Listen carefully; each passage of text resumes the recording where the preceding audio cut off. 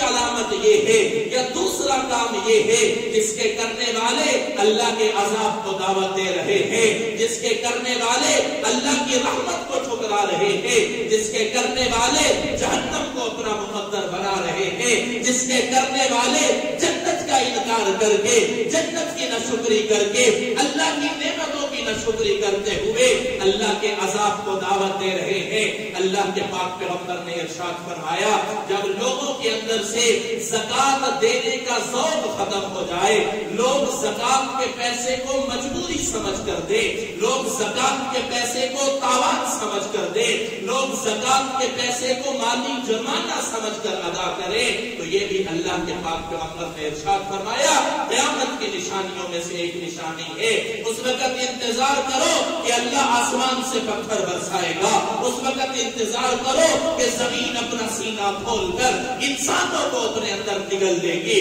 اس وقت انتظار کرو کہ قبریں مردوں کو قبول نہیں کرے گی، مردے قبر کے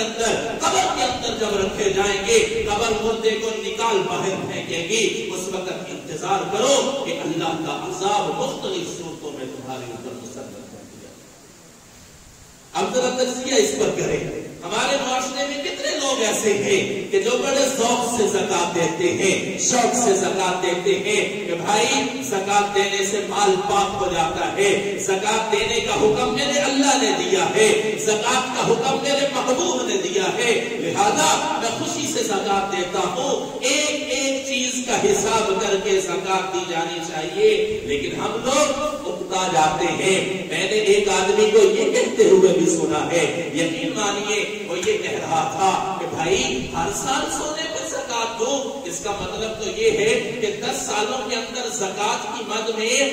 اتنا پیسہ دے دوں گا کہ اتنے پیسے کا تو وہ سونا بھی نہیں ہے۔ میں نے کہا بھائی اللہ کا حکم ہے، اگر زیور رکھنا ہے، اگر سونا رکھنا ہے، زکات تو ہر سال دینی پڑے گی۔ ہمارے لوگوں کی ذہنیت تبدیل ہو چکی ہے، ہم زکات کو تاوان سمجھ بیٹھے ہیں، اور یہ بھی اللہ کے پاک پیغمبر نے ارشاد فرمایا کہ یہ قیامت کی نشانیوں میں سے ایک نشانی ہے۔ اگر لوگ زکات کو تاوان سمجھ بیٹھیں گے، اگر لوگ زکات کو مالی جرمانہ سمجھ بیٹھیں گے، تو وہ لوگ اللہ کے عذاب کو دعوت دے گئے۔